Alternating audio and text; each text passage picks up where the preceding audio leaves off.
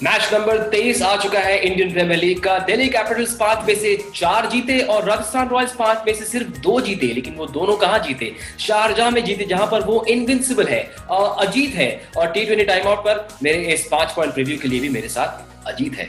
अगर कर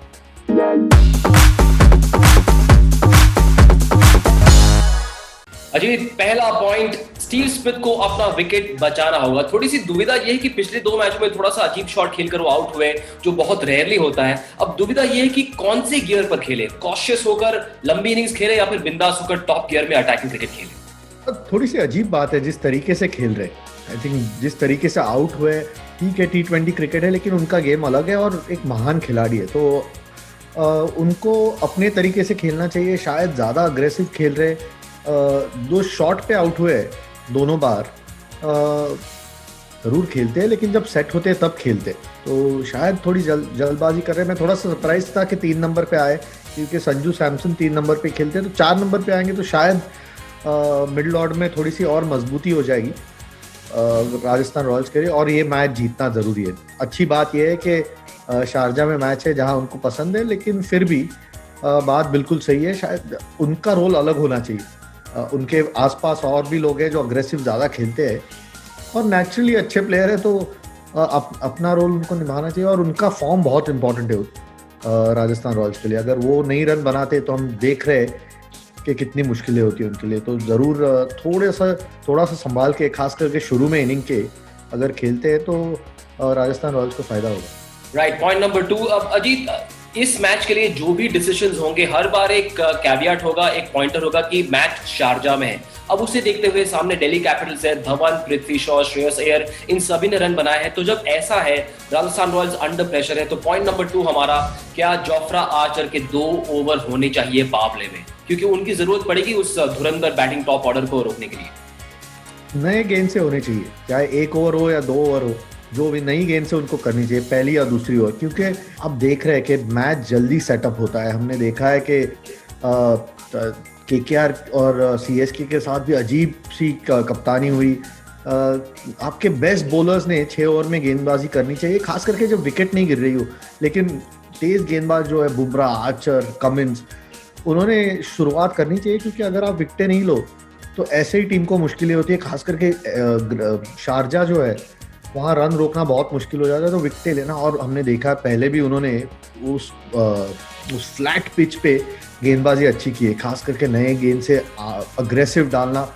right, point number 3, Sharjah में क्या फिर चमकेंगे सैमसन? वो अजीत, कई बार हमारा जब मोबाइल का नेटवर्क नहीं आता तो हम खिड़की के पास जाते हैं, फिर वो रेंज आ जाती है, फिर ठीक से बात होती है। क्या ऐसा सैमसन के साथ हुआ कि चलो शारजाह में गए तो उनका जो बैटिंग फॉर्म है फिर से रेंज पकड़ लेगा?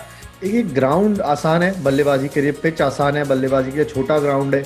और सैमसन का हमने एक पैटर्न देखा है आईपीएल में, अच्छी इनिंग्स खेलते हैं और लगते हैं best player in the world, और उसके बाद कंसिस्टेंसी नहीं है। तो उम्मीद करेंगे राजस्थान रॉयल्स के शायद ग्राउंड का फर्क पड़ जाए, क्योंकि जो शॉट्स खेले पिछले 2-3 गेम्स में, एक इनफॉर्म बल्लेबाज, अजीब से शॉट्स थे थोड़े से, और वो निराश ज़रूर होंगे जिस शॉट्स पे आउट हुए हैं।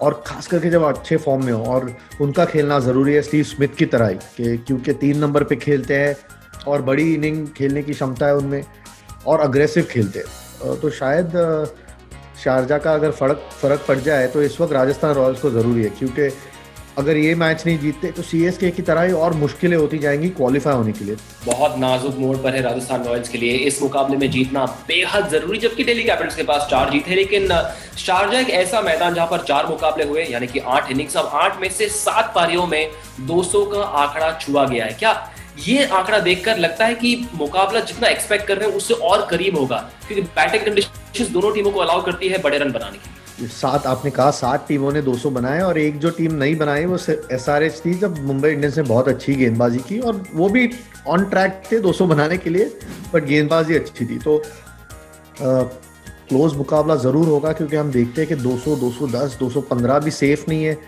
पिच ही वैसे है और ग्राउंड छोटा है, तो आपके पास अगर लंबी बैटिंग हो, और हमने देखा है कि जो बाकी ग्राउंड पे फॉर्म में नहीं लग रहे प्लेयर्स, वो यहाँ आके रन बना रहे हैं, क्योंकि थोड़ी सी आसानी है।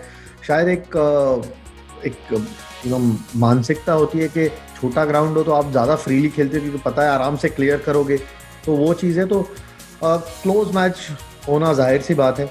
ऑलराइट, इस प्रीव्यू का पांचवा और आखिरी पॉइंट बात कर लेते थोड़ी सी दिल्ली कैपिटल्स के प्लेइंग 11 की। क्या इस बार हेटमायर की जगह लामिछाने को लाने का स्कोप है? क्योंकि आरसीबी के खिलाफ पिछले मैच में जो 11 खिलाड़ी चुने थे उसमें 3 पेसर्स प्लस अश्विन और अक्षर, 2 स्पिनर्स और स्टॉइनिस भी थे, यानी कि 6 बॉलिंग ऑप्शंस। क्या उसी कॉम्बिनेशन के साथ जाए या फिर खुद के टॉप ऑर्डर पर भरोसा करते हुए हेटमायर के बदले अपनी बॉलिंग को मजबूत करने के लिए लामिछाने को लाया जा सकता है? ये भी ध्यान रहे कि मैच शारजा में है। और अच्छी बात डीसी के लिए यही है कि उनके पास अलग अलग विकल्प हैं बेंच पे, कि अमित मिश्रा इस टूर्नामेंट से बाहर हो गए लेकिन लामिछाने है स्क्वाड में, तो वो ज़रूर सोच सकते हैं। लेकिन अगर आपके सब चीज़ें ठीक चल रही हो तो आपको ज़्यादा चेंजेस करने की ज़रूरत नहीं। आप उम्मीद वो करेंगे कि हेटमायर फॉर्म में आ जाए या जब ज़रूरत पड़े उनकी वो रन बना दे।